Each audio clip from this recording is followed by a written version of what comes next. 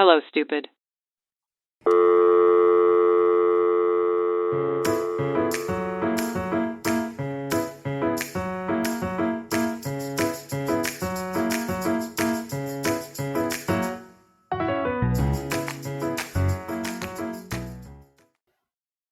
Hello, Sanya. Hi, Tama. How are you today? I'm good, thanks. How are you? I'm good. We're doing Yeah. an early record today. But For you, yeah, it's super early. but I slept like super early last night. So You did? yeah. Okay, I good. think I fell asleep by like 9. Oh my god, that And is then, early. and then we woke up at 6:30. Oh So wow, okay. I'm Not well bad. rested. Yeah. Yeah. I tossed and turned all night, and it's my turn to read complicated notes, so we'll see how it goes, but I'm sure we'll be fine. You'll be fine. Yeah. What's new? What's up? What's going on with you? Um, Not much. Enjoying the season we're in. Stop. No. um, no, but just been working, relaxing, You've been to cleaning. a big music festival recently. I did, yeah. There's a music festival here. It's called Faded in the Park, and some really cool DJs that I like were performing, like Diplo, John Summit, Chris Lake. It was super fun. Elderbrook was there too. You love Elderbrook. Yeah, I love Elderbrook. I know. I was so excited to hear that you went. I think dancing to electronic music outdoors in the summer is like one of my favorite feelings in the world. I know. You know what? You're totally right. And it's so funny because I feel like I don't listen to that music in the winter because I'm like, it Yeah, reminds me of being outdoors. right? Yeah. I know what you mean. Yeah, my music taste changed with the season. But yeah, exactly. I love little festivals in the summertime when you're outside and it's so hot and like, yeah, It's you're just just so dancing in the sun. euphoric, you know? Yeah, and you're going to one in a couple months, weeks. A couple of weeks, yeah, we're going to Oshiaga, which is not so electronic. It's a bunch of pop artists, but Elderbrook's going to be there also. So I guess he's like touring Canada. He's doing the festivals or whatnot.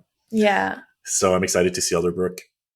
that would be And so then we're going to fun. see Chapo Rowan, and we're going to see Rene Rapp. Yeah. I'm excited for you to see Renee Rapp too. Yeah, me too. I Yeah. wonder what she's gonna be like. I don't think I've even seen videos of her like performing. Well, I didn't seek them out. I'm sure there is, but I didn't see anything either. Yeah. Yeah, yeah. And then it's going to be Pride, a lot more of dancing. So that's going to be exciting too. Yeah, a busy couple of months of summer coming up. Oh yeah, I'm gonna Um, be exhausted and grumpy in August, but yeah, you have like a weekend where you have like 6 events. not six. Well, yeah, I think 6. I think Yeah. it's six.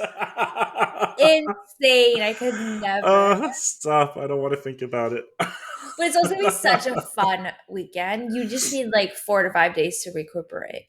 Yeah, and I'm gonna pace myself. We're not gonna go hard on every event, but it's yeah, it's gonna be a challenge.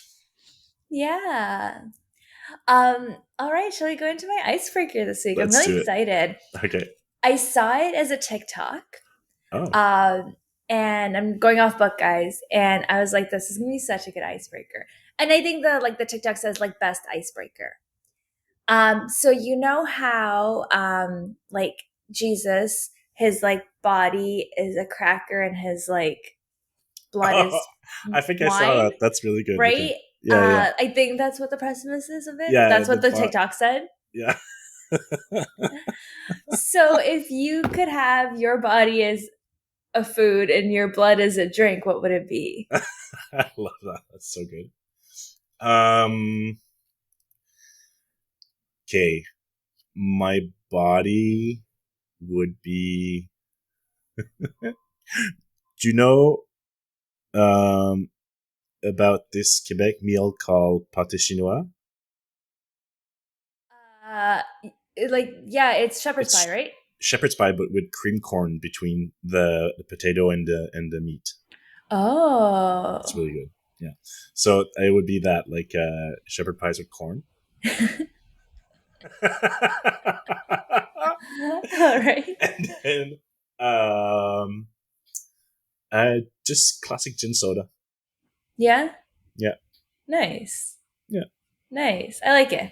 I'm here for it. I mean, worshipping me would be a blast. You're welcome, all of my disciples. You get to eat shepherd's pie and drink gin soda. Yeah.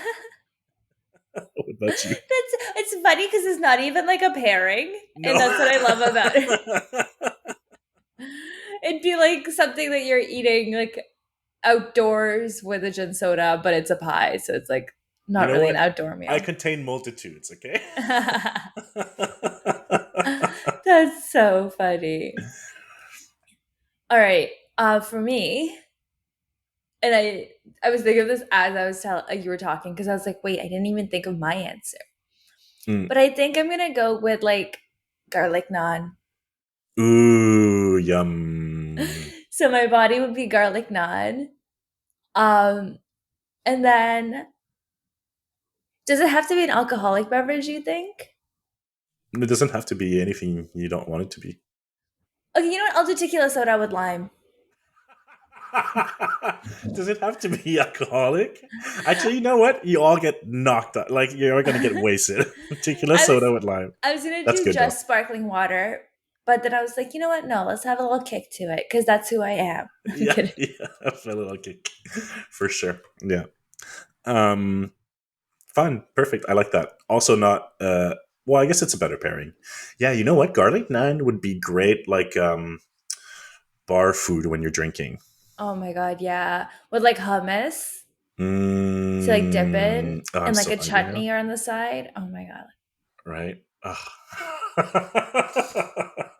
Okay, Let's let's do start a this so we bar can with go these eat. pairings. Yeah. Wonderful. Well, should we dive right in? I'm so excited for what you have this week. Yeah, I'm excited too. Okay, well, to ease us in, how about you tell us in your words how you would describe utopia? Everyone's like happy, everyone's just like working cohesively together. It's like So, say you had to like build one for yourself, what would it be? okay, my utopia. Yeah, yeah, yeah. Ooh. So clearly garlic naan and gin sorry, tequila sodas everywhere. Oh, yeah, yeah, yeah. But I That's a think it'd be must. like cute little like tiny homes. Ooh, Everyone has tiny homes, but they're very cute and like functional. Like you have what you need. Also yeah. like with like a hot tub or sauna in the back. Oh, yeah. Um Oh, yeah. yeah. And that's all about it. No, I guess like everyone has like, you know, their dream job. Everyone rides like walks to work. No cars. Everyone walks everywhere. But it's like Cute. easy to walk. It's not torture to walk. What's the weather like? Ooh, it would be like 24 degrees Year long. year long and sunny. But the sun sets by like 5. Oh, long evenings. Yeah. Because I like it when it goes dark. I kind of like the one thing about summer is like, why is it bright the whole time? I'm over the sun. I want to go to bed now. 5 is early though. I feel like 7 is a good like sundown time. Okay, 6. All right, it's your utopia. You do what you want. Yeah, I'll say 6. Yeah, you're right. 5 is early. Let's do 6. I mean, you had me at garlic now, so. And then also like mid work, like you like your work day is like whatever time, but you have to have like everyone naps and like goes home for lunch from like Why do noon people work till at 3. all? Because you need something, you know, like you go crazy if you don't work. Interesting. It'd be like fun hobbies, Interesting. you know. Right. Everyone sells craft at the fair. Exactly. All right. Well, today we are going to discuss utopic living conditions, specifically for mice. We're going to see how they react and how they thrive in such an environment. More specifically, we're going to talk about John Calhoun's popular research on animal behavior and social density called Universe 25. Oh, Hmm. I like the last name, Calhoun? Calhoun. Yeah, I Yeah. had to like YouTube how to pronounce it. Pretty sure it's Calhoun. but they might all be wrong on YouTube also. Yeah. Okay, so Universe 25 is a popular scientific experiment with mice led by the ethologist John Calhoun in 1972. So, ethology is the study of animal behavior. Okay. Never heard of it before. Yeah, me neither. The experiment consisted of creating a utopic living environment for mice and see how the society would develop through it. So, to start, let's break down the experiment and the observations. Well, not to start, it's going to be most of the episode, but let's break down the Yeah. experiment and the observation. To start, how do you build a utopia for mice, right? So Calhoun started by identifying the five major factors of mortality. And I'll list them for you here. Okay, so you have, Mice mortality. I think it's mortality in animals in general. Why are we struggling saying mortality so Right? much? It's not a hard one. We've said way harder words throughout the history of this podcast, Yeah. but not successfully. Yeah. All right. So first, you have territory dispute and immigration. So following competition for who gets the best resource and the best breeding spots, animals are forced to move away to worse habitat and have the animals, sorry, who are forced to move away to worse habitats have a higher mortality rate. So, uh, you might think of immigration of leaving a place where there's a lot of people competing for the same resource to a place where there's no one competing for the same resource. But in most cases, uh, the animals that are forced to leave will have a hard time finding adequate resource and have a higher mortality rate. Interesting. They also don't have society to help them like uh, Thrive. yeah, thrive and defend them and take care of each other, right? So that's a big one. Then there's the case of not enough resources. So limited food, water, shelter can weaken animals and make survival difficult. Then you have weather extremes. So harsh condition can kill animals directly or make them more vulnerable and weak. Disease outbreak. So epidemics, basically. And finally, predators. So being hunted is a natural threat for wild animals. So these were the problems that Calhoun had to solve in order to create his utopia. Very simple to solve. So for immigration, what he did, he created an area that's closed off by 54 inches walls. The walls were structured in a way that mice could still use them for nesting to increase the effective use of the area, but they could not climb over the walls.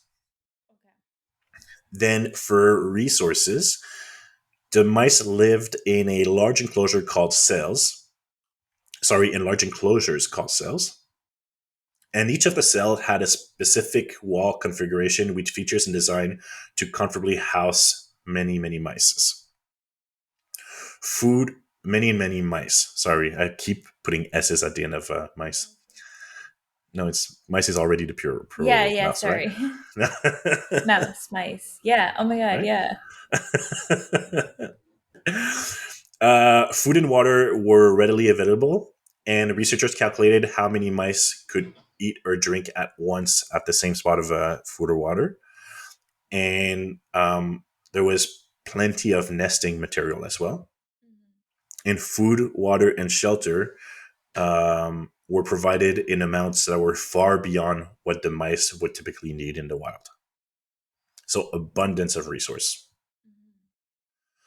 There was also enough nesting boxes for every mouse to have a spot if they wanted.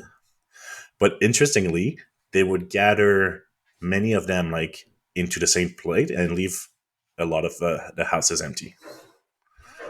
Right. I'll touch into the rest of the behavior, but that was just a quick note on that one that was interesting. Okay, next one is weather. So for the weather conditions during cooler month, the temperature was maintained. Well, it was all inside, right? It was all indoors, the whole enclosure. So for cooler months, the temperature was maintained to around 20 degrees Celsius.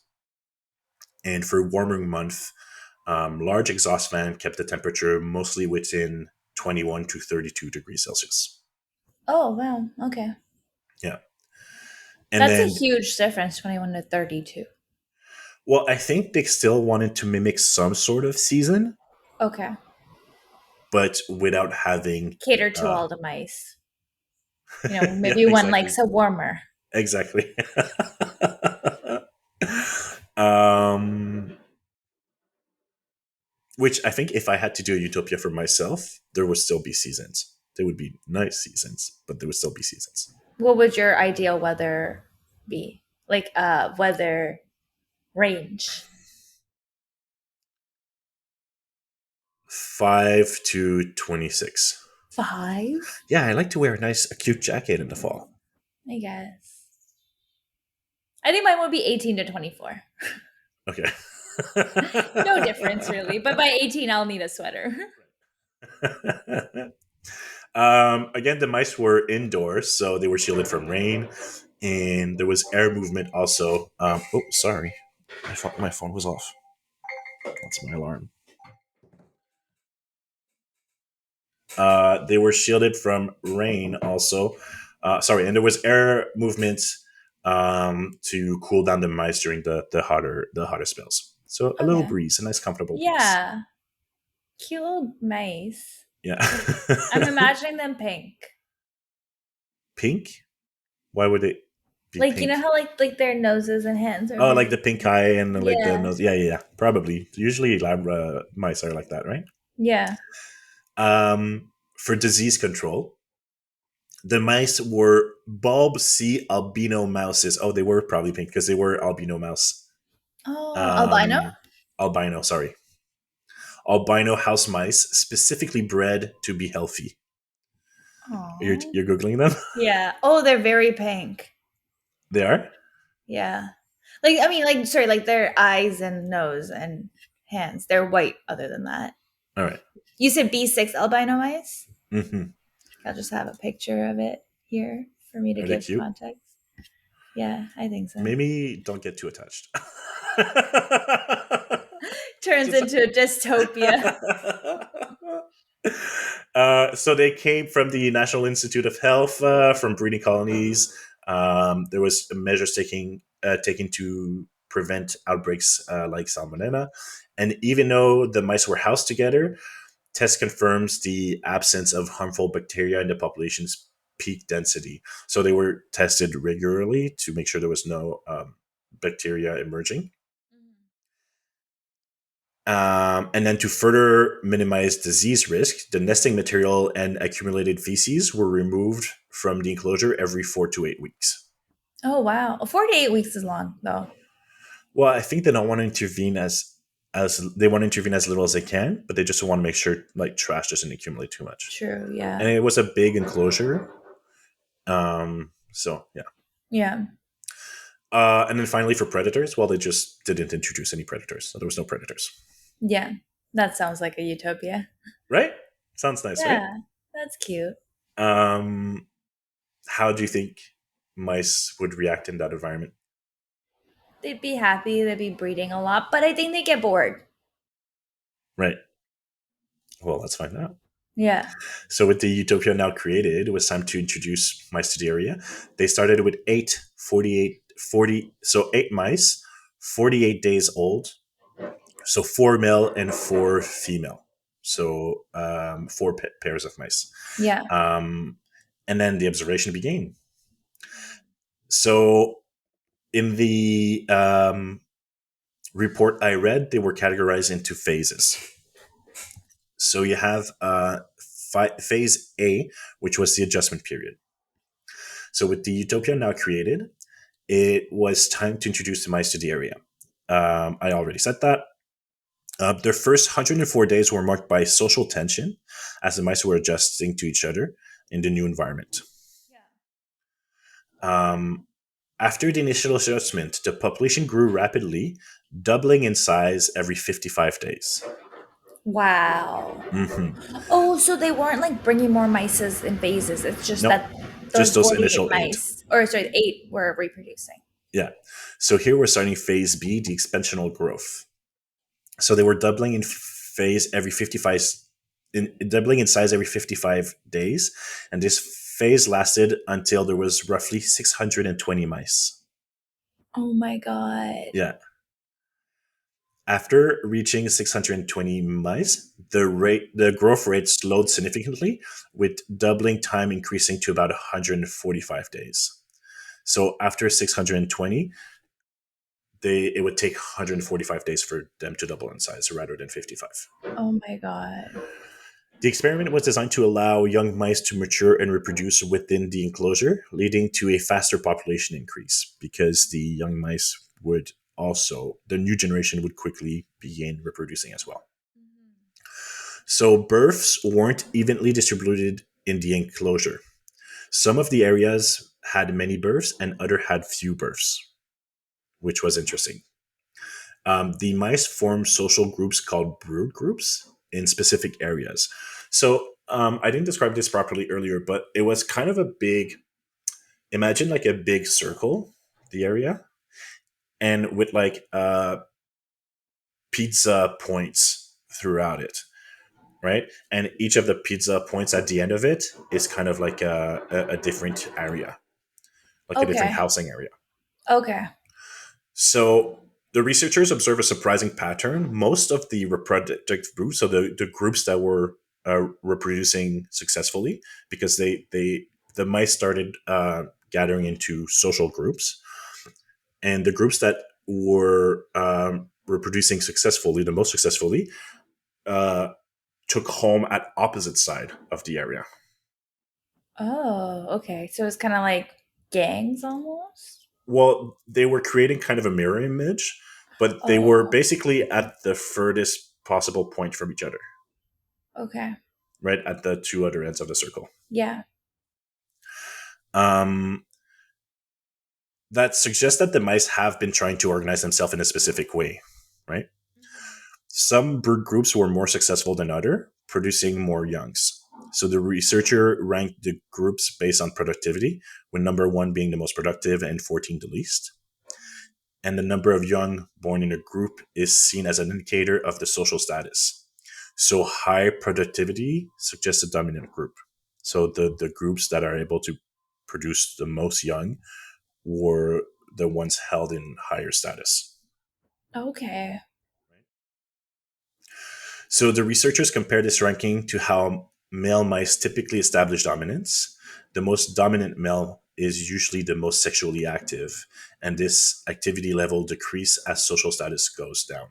So that's how they establish social status, is based on how they would usually establish dominance, Yeah. right? So each brood group had a dominant male associated to it, and these male claimed territories within the enclosure, with some overlap in the center. The researchers believe that both the symmetry distribution of the group and the social hierarchy help the mice organize themselves to efficiently use the available resources. So the way that they organized their groups and the position where they established themselves was meant to be efficient with the resources, and this contributed even more to the rapid population explosion. By the end of phase B, all the prime space in the enclosure were occupied by these organized social groups. So around the feeders mostly and around the housing. And there were many more young mice than there were adults. So there was about 470 young mice for 150 adults. Oh my God. So it was like a baby boom. Yeah. And this is because the young mice weren't dying at a normal rate due to lack of predators and abundance of resource, Oh, okay. Yeah. right? Because in the So wild, they'll reproduce, like, say, 10 mice, and then, four of them would be killed. So they're left with yeah, six. But now it's like everyone's flourishing. yeah. But also in our society as humans, when we have a period of time of abundance, and of wealth, it often comes with and of peace. It often come followed by a baby boom. Oh. Oh, I didn't know that. I mean, it Yeah, makes sense, but I didn't put that together. if I'm not mistaken, I think that's what happened with the baby boomers, and I think that's what happened with Gen Z as well.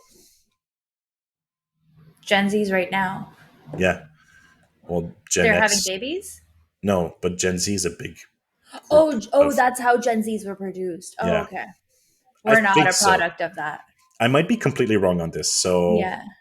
don't quote me on that. Um, Wait, question. So, and I don't know if you would know this, but are they increasing the food as the population grows then? There's always enough food for them. Okay. It's like resource is never a problem, Okay. right? Because it's a So utopia. yes, yeah, yeah. Like I don't know if they needed to increase it or they started initially with enough for that population, Yeah. but resource is never a problem. So the takeaway from phase B is that the population grew very quickly at first, but then this slowed down as space became limited. The mice in Universe 25 developed a complex social structure with brood groups, dominant males, and hierarchy. The social organization helped them utilize resources efficiently and led to a population boom. And the lack of natural limitations on death rates in this artificial environment caused an unusual age distribution at much higher proportion of young mice. All right, so far so good. So good. Still doesn't sound too bad, right? Not at all. It sounds sick. I wish there was a mice Um, in that enclosure. I I don't want to jump the gun too much, but I am a little to tell you that some of the main critics of the experiment was that people compare results too closely to human society, like I just did. Yeah. Naturally, right? It's very tempting to do. Um, so and I think especially this segment, it's easy to see how it's hard not to anthropomorphize, I think is the term, right? To I don't, e- project humanity onto animals. I don't even know that word existed. Can you Oh, repeat that for me? let me Google it first to make sure I have it right. Entropy. What? Antro-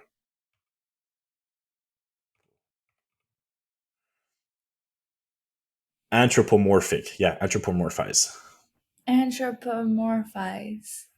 And relating to or characterized by a explanation of animal behavior, like to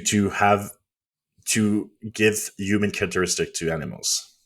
okay, Mhm. anthropomorphize. So it's a term that's being used, like it's a lot of um for example, like when you're like, oh no, don't put the cow in the enclosure, can't you see its face is sad and stuff like that. But I mean, It's there's drawing also there's also parallels. there's also a lot of research on animal emotions saying that animals do have a wide range of emotions and do have stress and stuff like that. So but it's drawing parallels basically, right?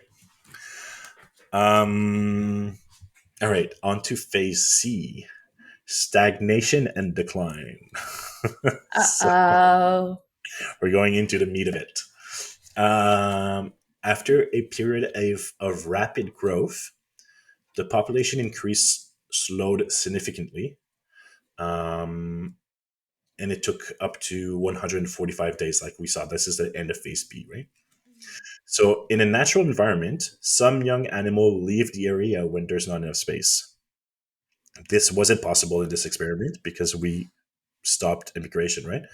So all the young mice had to stay. With limited space and resources, the young mice had to compete with adults for a place in society and hierarchy. And those who lost competition withdrew from social life. So they just like isolated themselves, like exiled themselves?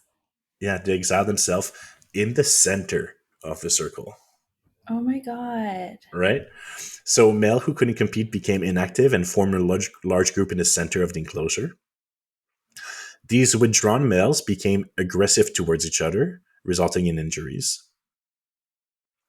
Unsuccessful females found refuge in the less desirable nesting boxes higher up in the walls. Okay. And due to the decline in territorial defense by males, the female with youngs had to defend their nest themselves.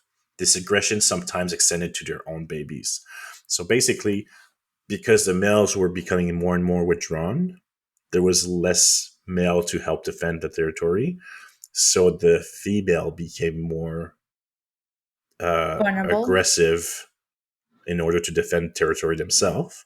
Oh. But that aggression started to extend sometimes to their own babies. Oh my god. Well, yeah, that happens a lot in like Animal Kingdom too. Like they end up Mhm. eating their own babies. Yeah, the stress of the situation caused some of the mother to injure their young during birth, transport them to different location, or even abandon them entirely. The combined stress and social breakdown led to fewer pregnancies, more miscarriage, and higher infant mortality. I found the miscarriage part was interesting, Yeah. right? And then by the end of phase C, researchers argued that the social organization of the mice had completely broken down. So, do you have like a timestamp on when phase C happened? Like how far after? Yes, I believe I forgot to write it, but I think I can find it very quickly. Because I did a quick Google search, and albino mice lifespan is about 2 to 3 years. Um, Let me tell you. Well, the end of phase B was 100. Yeah, it went on for a long time because they were doubling at 55 a day for a while, right? And then they were doubling at 145 days. Let's see.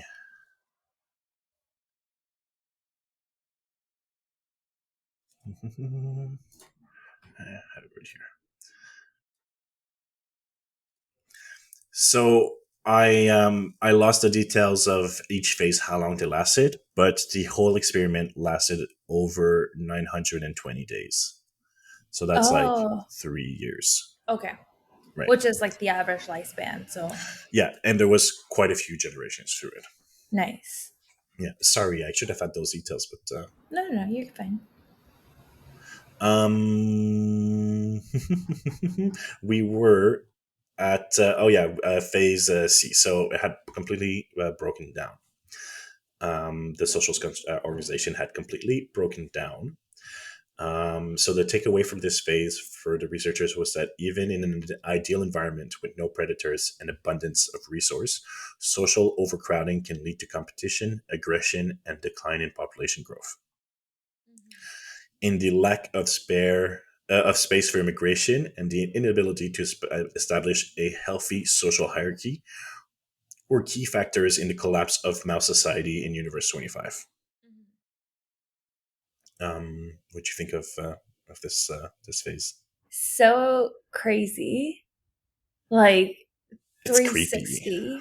Yeah. right? Yeah. What's I know that like they really warn against anthropomorphizing. I did it so well the first time. Anthropomorphizing, I think. Um, but it's really hard not to do, especially like okay, the lack of space for immigration. That's a problem that like we're gonna have to deal with soon, right? Yeah. As a society, as a worldwide society. Yeah. All right, on Even to like it's so crazy that this happens in a stimulated, or sorry, simulated, not stimulated, yeah, a simulated utopian environment that they like too much of a good thing. That's what I'm going to say. Like too much of a right, good thing turns it into like a bad thing, you know? yeah, yeah. And we'll look into possible reasons why in a short while. But first, we're gonna look at the last phase of the experiments, which is phase D for death. So, phase D, births and deaths balanced out for a short while the population size remained stable. But after a period of very few births, Reproduction ceased entirely around day 600. The remaining mice grew old and died of natural causes, with the average lifespan exceeding normal limits. The last survivor was predicted to die in May 1973. Wait, hold on. That's not 3 years then. That's two. That's 1 year.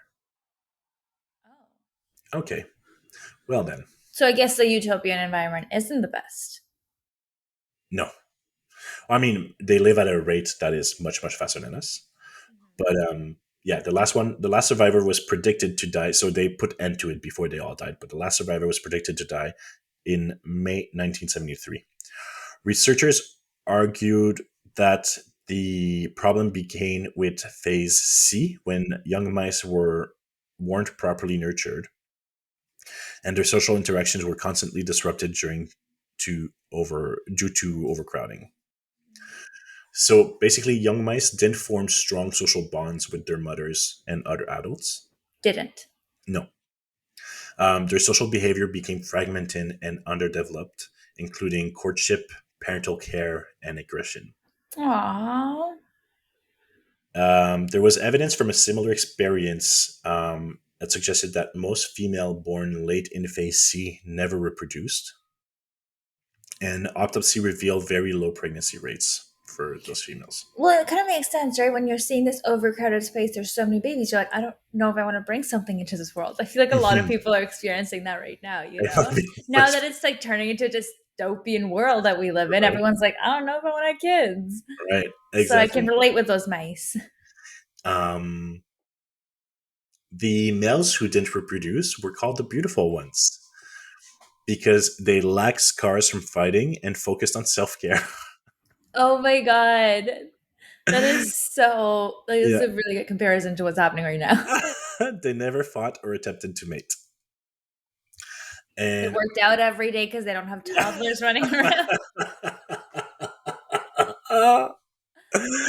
the final generation was born in Universe 25 was largely made up of non-productive female and uh, the beautiful one males. I don't know why they didn't find a fun name for the non-productive females, but it was the 70s. Yeah. Even when placed in a less crowded environment after the experiment, these mice showed no sign of recovering their social skills or ability to reproduce. So even taking out of this experiment, there was no coming back. Um, the breakdown in the social behavior caused by overcrowding in phase C had lasting impacts, even when placed in better conditions. They did not recover, as I just said. And the experiment challenges the idea that small remnant population will always find a way to bounce back. So in this case, the social disruption caused by extreme density permanently damaged the population's ability to reproduce. Interesting. So for those generations, there was no saving them Yeah. because of the trauma, basically. Yeah. Right? So I think it's very interesting. So the study's takeaway overall, the study suggests that when social animals experience a significant reduction in death rates and overcrowding occurs, social breakdown can follow. Interesting. It outlines the following as the steps to social collapse. So Social it, collapse. it sounds like I'm writing like a manifesto for like Yeah. So reduce death rates and crowding. When mortality is low and space is limited, many young animals survive to adulthood. Then next step is competition for roles. These young adults compete with established adult for a social role, so mating rights, territory. Um, Breakdown of normal behavior. The intense competition disrupt normal social behavior in both young and old mice. Then ensued social disorganization, so established social structure and hierarchy breaks down. Rejection of the young, mother and other adults start rejecting the young mice. impaired social development, so young mice lack proper social bonding and experience constant social disruption. Because there's just so many. Fragmented behavior, so social behavior becomes simplified and underdeveloped. Loss of complex behavior, so essential behaviors like reproduction, territorial defense, and parental care fail to develop. Then loss of social spirit. The researcher used the term death of spirit to describe the inability to engage in these complex social behavior. And finally, population decline and extinction. So without reproduction, the population ages and eventually dies out. Is that what happened? That's what happened. So basically, the overcrowding led to competition for roles, and having no roles. So competition for roles led from for tension between old and young. Old rejected young. Young developed without proper guidance from old to develop the necessary skills that they need to live and the social skills that they need. And then they lost a spirit, which basically they can't. Reproduce. They Well, don't want to. they can't reproduce. They don't want to, and they also like because they don't have a role in society, right? Yeah. And then Because finally the like the decline. adults just don't want to give it up. Yeah. Oh my, so it started with 8. Do we know what was like the max occupancy at a time? Yes. I think we.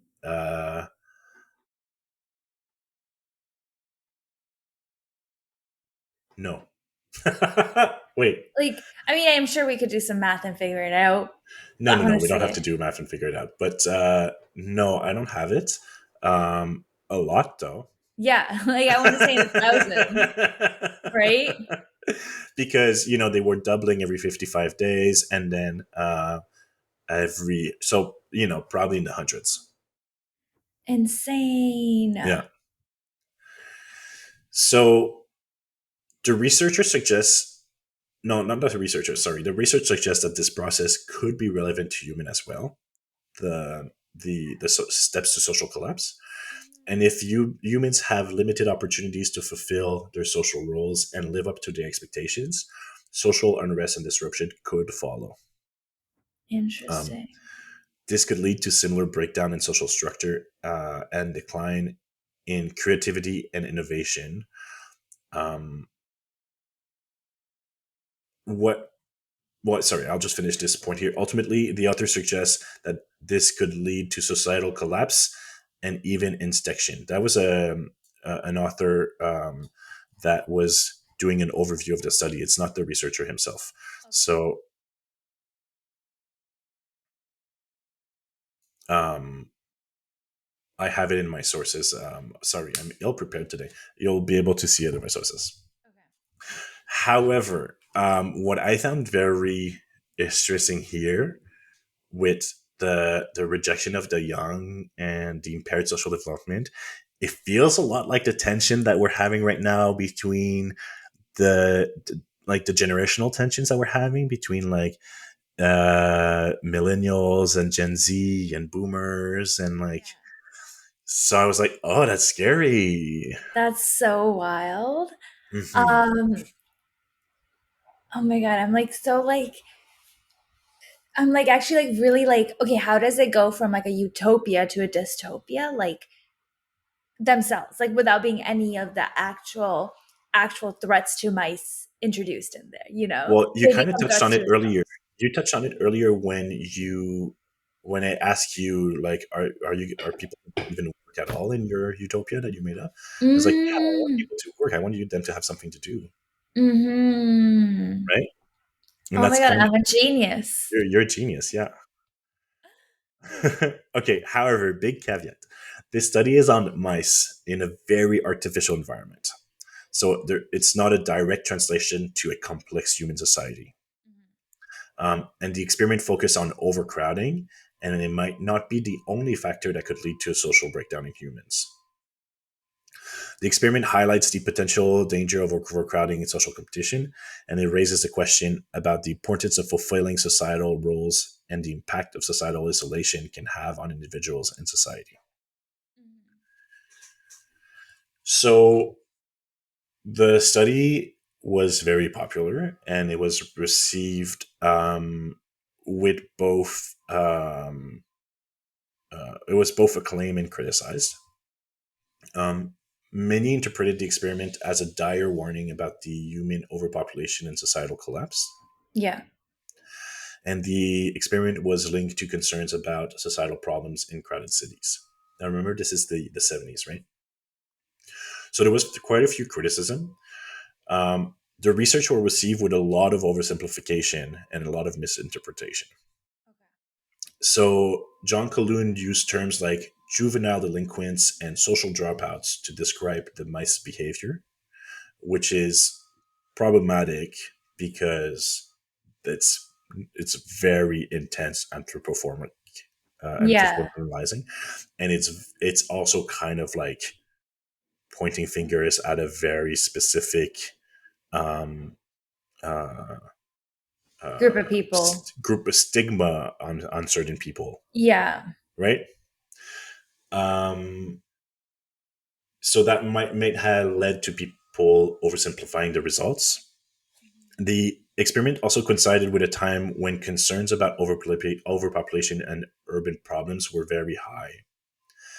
And then people started to use Calhoun's findings to fuel these fears a lot. Universe 25 experiment has been misinterpreted and misused for to support a variety of different agendas.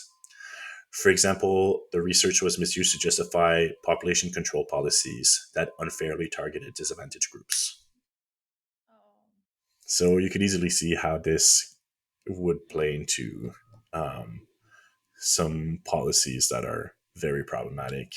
I could even see like, um, yeah, I won't get into it because it's not very pertinent, but it was misquoted and misused a lot for political agendas that were not the most inclusive, let's say. Okay. Yeah, I feel like sure we can draw parallels to humans with it, but like human society is so different. We're Hmm. not in just a box, you know, where we have Yeah. to reproduce over and over again with nothing else to do. Like we have Hmm. jobs, we have hobbies and stuff like that. Where in Yeah. that they didn't have like, you know, they should have put like a hamster wheel in there or something like that. Exactly. So there's definitely something to learn, but it's not a direct translation, right? And Calhoun's research focused on the impact of overcrowding on specific environment, right? Himself, he didn't view his finding as a prediction for the unevitable human social collapse. In other experiments that he did on rodents, the rodents were able to adapt to high density in some cases by creating tunnels, for example. Um, and Calhoun seemed way more interested in the results of his research on how it could be applied to improve designs of buildings to minimize negative social effects on high density buildings. So he was interested on how we could use his findings to design better prisons and design better hospitals, for example. So that's why he was interested on to see like where the groups formed and how they mirrored themselves, for example, right? Yeah, that is And interesting. right. There was also some concerns with the ethics behind this study. Well, yeah, animal testing just to Well, see. exactly, Yeah. right? So, um, animal testing, animal cruelty was a big one. But there was also the way the study was made, right? So the study relied on observation and interpretation of mice behavior rather than control experiment with clear cause and effect relationship. So it was just observation and uh, not a very scientific process. Yeah. So that increases the risk of bias and misinterpretation. Observational studies present a considerable risk for bias um, in how the results are interpreted. And critics also noted a lack of certain data. For example, hygiene in the enclosure and stress hormone levels were not measured, right? Okay. The experiment focused on overcrowding in a specific environment. Many human studies on crowding show mixed and inconsistent results. This we've touched on already. And the experiment didn't consider other factors that influence humans' well being in a real world society, right? So those were concerned about the ethics, but I don't think those are fair because I don't think Calhoun's goal was to apply it directly to human society in general and collapse, right? So what was his goal, you think? He was very interested in how to design better high density spaces, Okay. Interesting. Okay. from what I've read. Then animal cruelty, like we said, the the experiment suggests mice do a lot of distress and harm, and the study continued even when mice were clearly suffering with avoidable deaths. Um, so those conditions would not be allowed today due to stricter regulations on animal welfare. So we can't reproduce that study because it would just be Good. cruel, There's no right? reason to. Yeah. Exactly. So that's for the overview of the study Universe 25. We are reaching an end here, but I did wanted to talk about some modern relevance a little bit. Okay. Um, because the study has been resurfacing. I came across it in a couple of TikToks and on Instagram, and there's a lot of YouTube videos on it also. And there's a regain of interest in the study because people are drawing parallels with the advancement of AI and the concern for a future with a lesser need for human labor. Interesting. Human labor? Yeah. But like AI can't do labor for us. Like, Well, AI and automation, like robotics and all that, right? okay. Okay. Right. Well, the thing is, we're already past the point of automation. Like automation has replaced most of human physical labor, Yeah. but now AI is at a threat of is posing a threat of replacing human mental labor. Okay. Fair. Yeah. Um, so as we discussed, critiques argued that the experiment doesn't directly translate to humans, and that our higher intelligence, because of our higher intelligence and social complexity. However, the concept of spiritual death, the loss of purpose, observed in mice, could be relevant to humans facing a future with automation. So, as you were saying in your utopia at the beginning, like people need something to do. Well, we are quickly going towards a place where we have too many people and not enough things to do, right? Not enough like purpose, quote unquote, Yeah. because AI could replace most of human jobs in the coming decades. Yeah. So this raises the concerns about unequal distribution of wealth and power, leading to authoritarian regimes, and then people simply losing purpose and meaning in life without work. Yeah. Fair. Like, okay, so like one example that comes up in my head is how like a lot of stores are going to self checkout as opposed to actual cashiers. Hmm. And like, it's always easy as like I find it easier to just go to self checkout, you know, because it's easy to avoid another social interaction, But there are people that like crave that social interaction that do go to the cashier. Yeah, but I think less and less. I think that's something that's being trained out of people, and I don't think corporations will value keeping social cashiers around just because people like it, Yeah. Yeah. right? And also, it's much beyond automated checkout. You know, you can have AI create a whole marketing plan for you in a matter of seconds. Mhm. Those are a lot of jobs, a lot of Yeah. well-educated jobs, but a lot of people, jobs around people built a lot of meaning in their entire life work, right? Um, uh, you can get AI to design a poster for an event for you instead of hiring a Yeah. designer, Yeah. right? So it's more in that sense. And then they're looking to the application of AI in medicine to help find cures also. Yeah. So, and like Scary. I don't want to argue here that those are all bad things necessarily, but they're all things that we're not ready for, Mhm. Yeah, because right?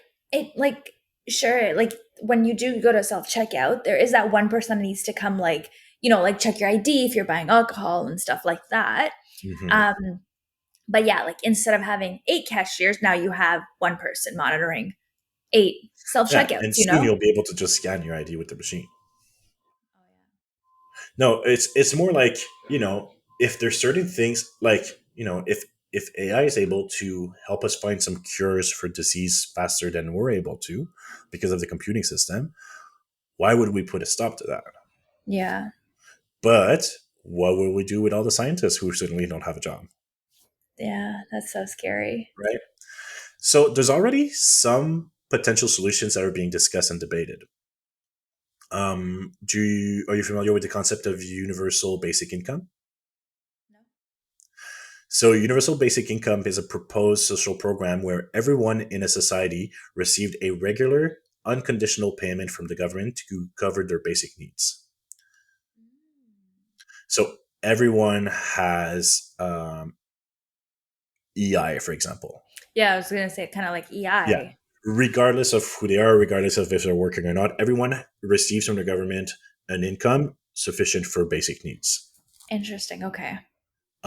This means that everyone gets money regardless of their employment status, and this is to address directly this problem, right? Because people, we don't, we might soon run out of jobs, and still have a lot of people. It's a potential solution to the economic inequality caused by automation. It wouldn't create a free resource utopia like Universe 25, sorry, but it could provide a safety net, right? And then another big one, but a much more difficult one to achieve, I would argue, is shifting the definition of work itself. So if we move away from a narrow definition of work as just a means of survival and encourage a broader concept of work that includes personal fulfillment and creativity, it would involve recognizing activities that contribute to personal growth, creativity, and maybe even helping others as valuable forms of work, right? Here they use the term work because that's the problem that they're like that's arising, is that there's not enough work. But I think it's more about like just finding value into human beings beyond their productivity Yeah. and beyond their monetary contribution to society. Yeah. Which is like I feel like gonna be impossible to do, honestly. Um, I don't know. I Good think idea. it's definitely not going to happen overnight. Yeah. But I don't think it's impossible. I think we're able to change and to evolve and to. I say that, and I'm not always as optimist as I am this morning, um, but yeah. So unlike the mice in Universe 25, humans can adapt and find solutions to challenges. So if okay, this is my honest thought, is that I think it's possible for things to become better and for us to adjust. I think it's going to get much worse before we get there. Yeah. But I think at the end of the day, like we're not like mice. Like we have a bit more like emotional intelligence, I would say. Yes, correct. So I think But that plays a big factor too. we also already see people um, having so little respect for people who don't work, or people who have very low income jobs. For Like the people, rich keep getting richer. yeah, and society celebrates and values that and elevates them to a status of superstar just because they're rich. Meanwhile, like those memes or um those things that people keep responding like, oh, what are you, broke or something? like as like if that's like such a like insult. Mhm.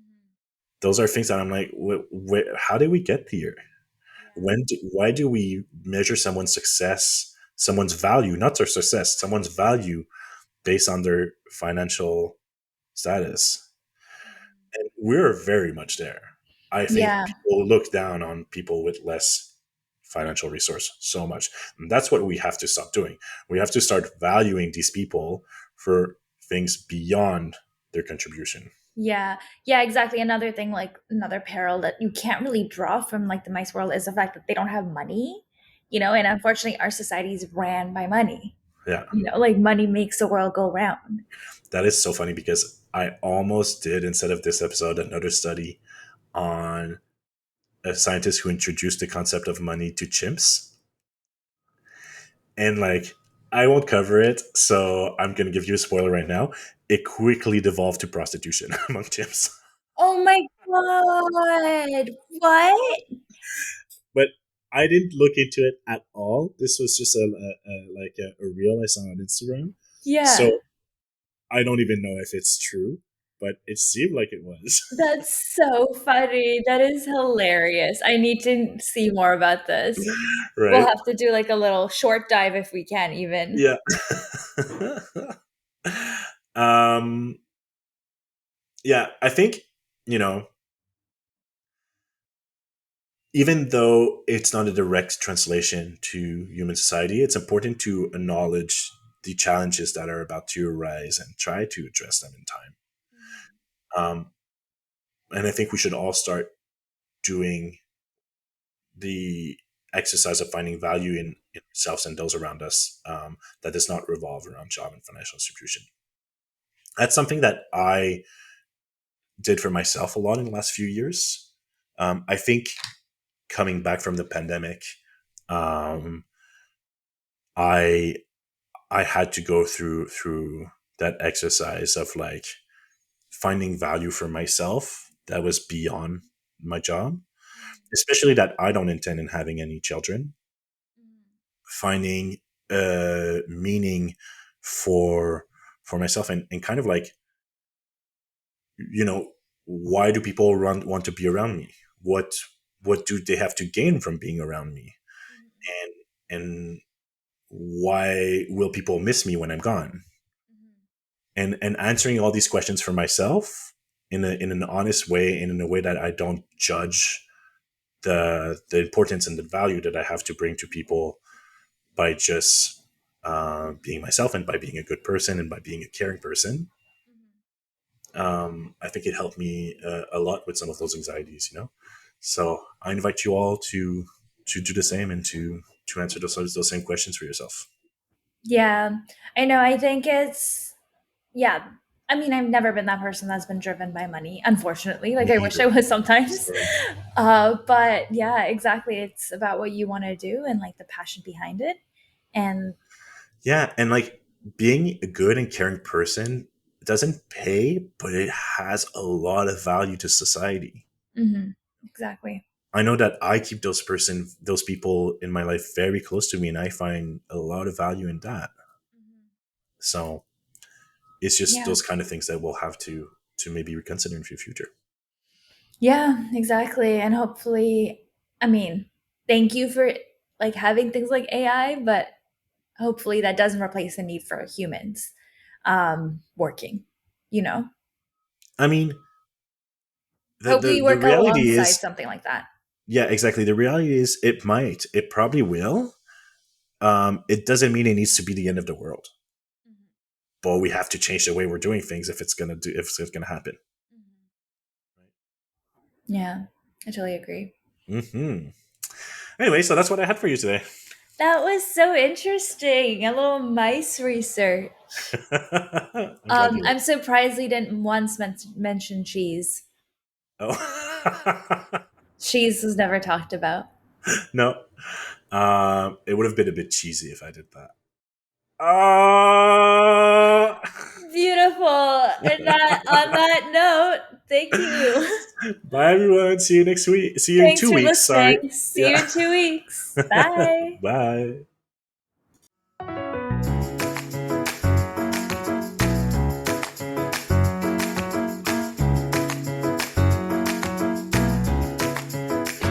Tell Me Like I'm Stupid is created and produced by us, Sonia and Thomas. You can follow us on Instagram at Tell Me Like I'm Stupid. If you'd like to support us, please subscribe and review on your favorite podcast streaming platform. Our cover art was created by Ish. Find him on Instagram at h.e.e.s.h. Thank you for listening.